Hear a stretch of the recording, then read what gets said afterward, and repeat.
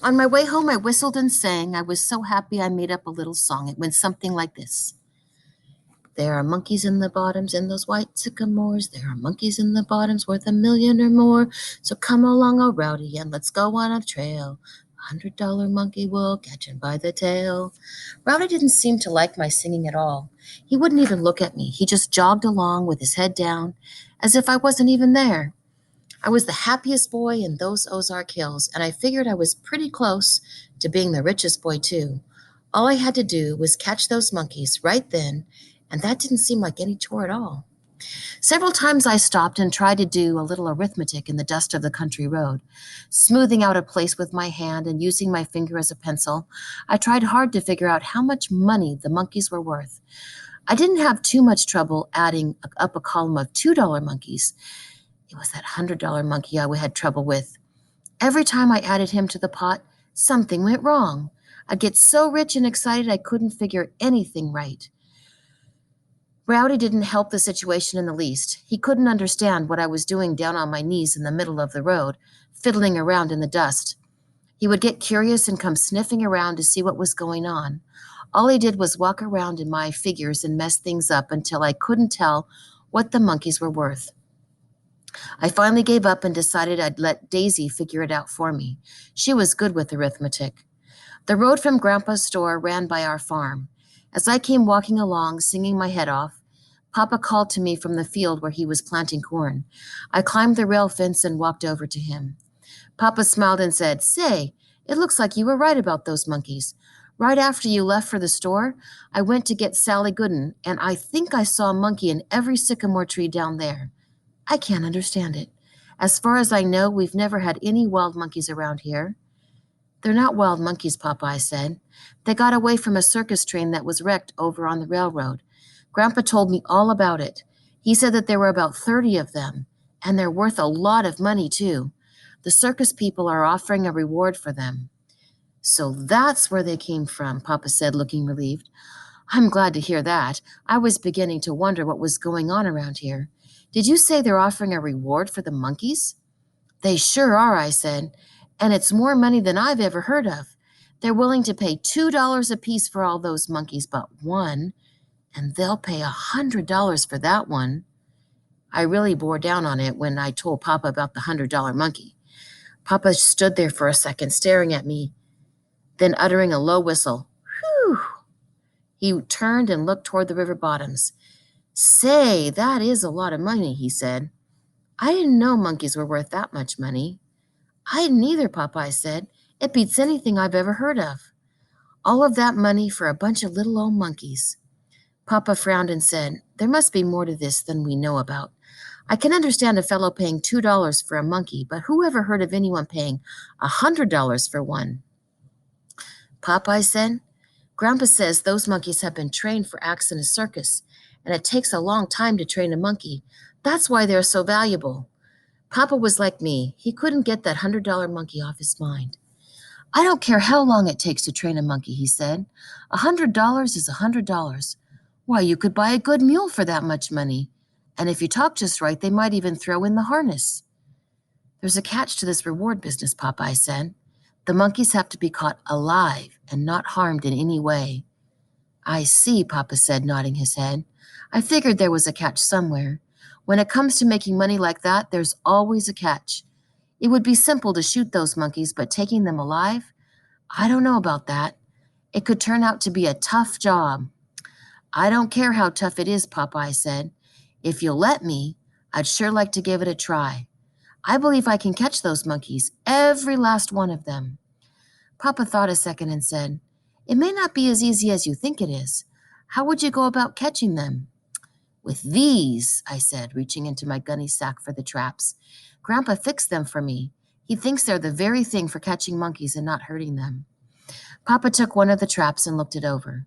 Then he laughed and said, "Leave it to your grandpa to figure out something like this. But by golly, it does look like a good idea. Yes, sir, it sure does. It might work at that." Handing the trap back to me, Papa said, "You know, this time of the year, there's not much to do around the farm, just planting, and I can take care of that. You go right ahead and have a go at those monkeys. Maybe you can catch them. You've caught everything else in these hills." I'll catch them, I said very determinedly. You just wait and see. By tomorrow night, I'll have a sack full of them, and one of them will be that $100 monkey. He's the Jasper I'll be looking for. We'll see, Papa said, laughing. Glancing up at the sun, he said, Now you'd better get to the house and help your mother set those hens. I'd like to finish planting this field before sundown. I thanked Papa for going along with me on my monkey catching business and strutted off toward the house. So far, everything was working out fine, but there was one more stump in the way. That was Mama. I was well prepared for her, though. After all, I'd been living around Mama for 14 years, and a boy can learn a lot about his Mama in that length of time. I knew just what to do and just what to say to wear her down. Papa had already told Mama about seeing the monkeys, but when I told her about the reward that I intended to catch them, she did just what I expected her to do. She flew straight up. Jayberry, she said in a hard voice, you're not going down in those bottoms to catch any monkeys. Now that's all there is to it. I won't have it. What? Go crazy. Putting one of my half-dead, broken-legged looks on my face, I got ready for one of those mama and boy go-arounds. But Mama, I argued, just think how much money those monkeys are worth. And you know I'd never get a chance to make any money, just 10 or 15 cents now and then for an old possum hide or something. Why, if I could catch all of them, I could get myself the pony and .22 gun I've been wanting so long. You wouldn't keep me from doing that, would you? I saw the hurt look spread over Mama's face. This made me feel bad, but I had been wanting a pony and a .22 so long I didn't want to give up. Mama came over to me and started straightening my suspenders. It seemed like my old suspenders were always twisted. Grandpa said I got into my britches too fast. Jayberry, Mama said, I know you've been wanting a pony and a gun, but I worry so much when you're down in the bottoms. Just you and that old hound dog. Why, I never know what's liable to happen. Besides, it would be practically impossible to catch a monkey in those bottoms. Monkeys like to climb, and some of those sycamore trees are 100 feet tall. You'd probably fall out of one and break every bone in your body. Reaching for my traps, I said, Mama, I'm not going to do any tree climbing. I'm going to trap the monkeys. Mama frowned and took one of the traps. She looked it over and said, This is some of your grandpa's work, isn't it? Uh-huh, I said. He fixed them for me. Shaking her head, Mama said, I don't know. Sometimes I wonder who the boy is, you or your grandpa. Have you talked to your father about this monkey catching idea of yours? Seeing that Mama was giving in a little, I started talking 100 miles a minute. He said it was all right with him, Mama, I said. There's not much to do around the farm right now, just planting. And he said that he could take care of that. Handing the trap back to me, Mama sighed. Well, between your father and your grandpa, it looks like I can't say no. But, Jayberry, there's one thing I want to understood. You are not going to those bottoms monkey hunting unless your father is close by in the fields. If something did happen to you, maybe between him and Rowdy we could at least find your body. Mama could take a little bit of something like that and make it sound like the funeral had already started. She was good at things like that. Mama, I said very seriously, do all mamas worry like you do? I'm 14 years old, almost a grown man, and you've been worrying about me ever since I was born. It makes me feel no bigger than a jumped-up minute. Mama smiled and said, I'm pretty sure that all mothers worry about their boys. Right now, you're a little too young to understand, but someday you'll be married and probably have a boy of your own. Then I think you'll understand. Oh, no, I won't, Mama, I said, shaking my head. I'll never get married. I can't understand women. Mama got kind of mad when I said that. Don't be silly, she snapped. That wasn't a very nice thing to say. Now you go get that straw. I want to set those hens. Feeling as good as if I'd just waded the Mississippi River, I breathed a sigh of relief and lit out for the barn to get some straw.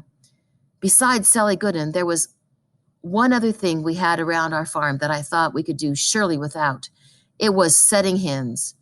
Mama and Daisy could do anything in the world with those hateful things, but I couldn't. Every time I got close to one of the cranky old sisters, she puffed up 10 times bigger than she actually was and started squawking and pecking. By the time we had the old gals taken care of, my hands were hurting all over. Mom and I were back in the house, and I was rubbing some Raleigh salve on my hen-pecked hands when I thought of my little sister. Mama, where's Daisy? I asked. I want to tell her about the monkeys. I think she's up in her playhouse, Mama said.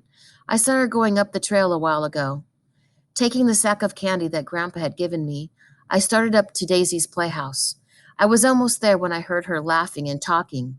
Leaving the trail, I eased around and peeked through the bushes to see what was going on.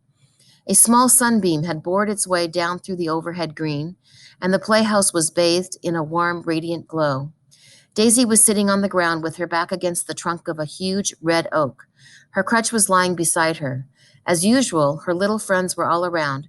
Chipmunks were scampering and birds were singing. A cheering squirrel was perched on an arm of the cross. His flicking tail was keeping perfect time to the music of the hills. A big fat bunny was curled up in Daisy's lap, just as though he belonged there. As I watched, a tiny little wren drop down from the branches of the red oak and lit on Daisy's crippled leg. She smiled and started cooing to it. Everything looked so peaceful and happy that I hated to disturb them. Just before stepping out of the bushes, I coughed to let them know I was coming. The instant I showed my face, you'd have thought a booger man had shown up. The bunny hopped and the squirrel jumped, the birds flew and the chipmunks faded into the ground. It always made me mad when the silly things did that. I would never have harmed one of Daisy's little friends. Old Rowdy wouldn't have hurt any of them either. And that was saying something. Feeling hurt all over but letting on that I hadn't noticed anything, I handed a sack of candy to Daisy and said, "Guess what's happened?" Daisy always seemed to be about one jump ahead of me. Smiling, she said, "I already know about the monkeys, Jay Berry. Papa told Mama and me about them when he brought Sally Gooden in from the Bottoms." Trying to act very important, I shoved my hands down in my pockets and said, "Those monkeys are worth quite a bit of money. I'm going to catch them and get myself that pony and gun I've been wanting." Every time I mentioned catching something to Daisy, she naturally figured that I intended to kill and skin it. Frowning, she said, "Jayberry, I know how you've been wanting a pony and a gun, but isn't there some other way you could get them? I've seen pictures of monkeys, and they are the cutest little things. I just couldn't stand to think of one of them being skinned. How would you like it if someone caught you and peeled your skin off? You wouldn't like it, would you?" "Ah, Daisy," I said, "you girls sure do think funny. Who ever heard of anyone skinning a boy? I'm not going to skin the monkeys. I'm going to catch them alive. They won't be hurt in any way." Daisy sighed her relief and said, "I'm glad you're not going to hurt them. Every time I walk by the smokehouse and see all those little skins you have stretched there, I just shiver all over."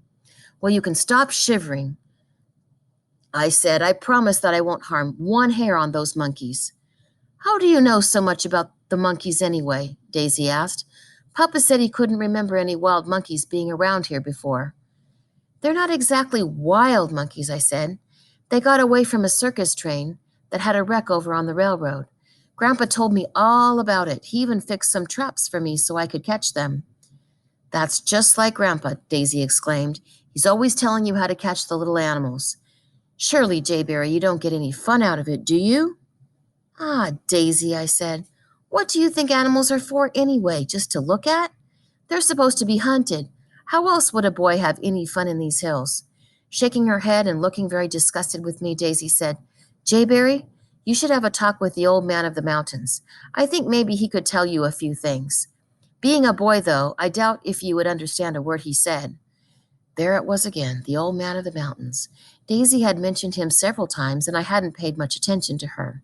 After all, she lived in one of those girl kind of worlds and was chock full of strange old men, fairies, angels, spirits, knights in shining armor, and everything else you could think of. I just figured that all girls were like that, and it wasn't anything to get excited about. But Daisy had a way of making things sound so real that sometimes I didn't know whether to believe her or not. Daisy did this by telling stories. She was the best storyteller in those Ozark Hills. It wasn't only the stories she told, it was the way she told them. She would get real serious and her eyes would get big and starry looking. She would talk in a whisper and go through all kinds of motions. By the time she was finished with her story, my hair would be standing straight up and I wouldn't know what to believe. "Daisy," I said, "you've been telling me about this old man of the mountains for a long time now. Who is he anyway?" "Oh, he's just a friendly old man," she said very pertly. "He comes around every once in a while and visits with me." He does? I said. When was the last time you saw him? Why, just this morning, she said, right here in my playhouse. You did? I said. What's the old man's name? I don't know what his name is, Daisy said. I've never asked him. I just call him the Old Man of the Mountains. Where does he live? I asked. Way back in the mountains somewhere, Daisy said. Is he a farmer? I asked. Oh, no, Daisy said. He doesn't do any farming. He doesn't have time. Doesn't have time, I said. What does he do? He takes care of the hills, Daisy said. Takes care of the hills, I exclaimed. Why, the hills don't need taking care of. Who ever heard anything like that? That's all you know, Daisy said. There are a lot of things in the hills that need taking care of. What would happen to all the little animals, the birds, and the flowers if someone didn't look after them? That's what the Old Man of the Mountains does. He just walks through the hills looking out for everything. I laughed out loud. Ah, Daisy, I said, you're just making this up. I don't believe there is an Old Man of the Mountains. A frightened look flashed in Daisy's eyes. Placing a finger over her lips, she looked all around. Shh! Don't say things like that, Jay Berry, she said. Don't you ever say you don't believe in the Old Man of the Mountains. He hears everything that's in these hills, and he'll cause you to have bad luck. At that moment, Daisy couldn't have said anything that would have had more effect on me. With all those monkeys around and a chance to make some money, I sure didn't want to have any bad luck. Besides, there were a few bad luck things that I believed in. Things like hearing a screech owl at midnight, tripping over a broom, or dropping the water bucket in the well. Those were sure signs of bad luck. Now, maybe, there was an Old Man of the Mountains. Maybe he could cast a bad luck spell, but maybe he would get all fired up if I said I didn't believe in him. Anyhow, I wasn't taking any chances. Daisy, I said, is there really an Old Man of the Mountains, and can he cause people to have bad luck? Looking at me as if I didn't have any sense at all, Daisy said, Why, certainly, Jay Berry. There's an Old Man of the Mountains. Everyone knows that. Well, I didn't, I said. With all of that bad luck talk, Daisy saw that she had me worried, and she took advantage of it. Getting very serious, she took another look around and started talking in a whisper. Sit down, Jay Berry, she said, and I'll tell you about the Old Man of the Mountains. I didn't want to, but I sat down by her side and listened while she went on into her story. Jay Berry, she said, the Old Man of the Mountains is very, very old. He's as old as these hills. His hair is snow white and hangs way down over his shoulders. He wears a long white robe and sandals on his feet. Every time I see him, he has a crooked stick in his hand. He can just point that stick at something and it will disappear. Daisy, I interrupted in a low voice, is this old man a ghost or something? Oh, no, Jay Berry, she whispered. He doesn't even look like a ghost. He has a kind, gentle face. He looks sad, though, like maybe he feels sorry about something. I think he feels sorry for the little animals. I thought girls were the only ones that felt sorry for animals, I said. How come this old man feels sorry for them? Because it's his job to look out for them, Daisy said. You see, Jay Berry, when God made these hills, he needed someone to take care of the animals and the birds and the flowers. So he gave the job to the Old Man of the Mountains.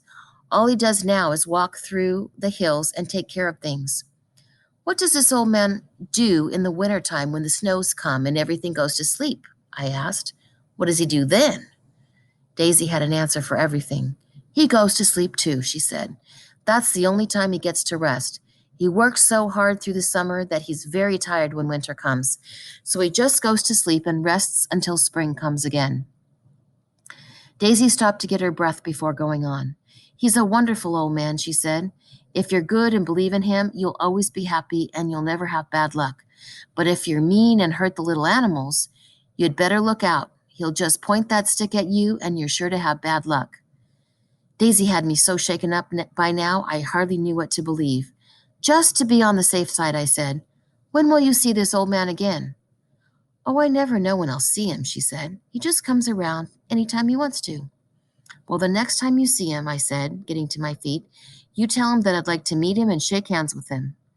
Along about then, I would have shaken hands with the centipede if I thought it would help me catch a monkey. Shaking her head and looking very sad, Daisy said, Jay Berry, I don't know if the Old Man of the Mountains would see you or not. You've been a pretty bad boy, you know. You're all the time catching the little animals. The Old Man of the Mountains doesn't like anyone who does things like that. But every boy in the hills catches things, I said. Why, the way you make it sound, this old man could never like a boy, just girls. Oh, he could like boys too, Daisy said. He could like boys just as much as he does girls, but they'd have to leave the little animals alone or he wouldn't.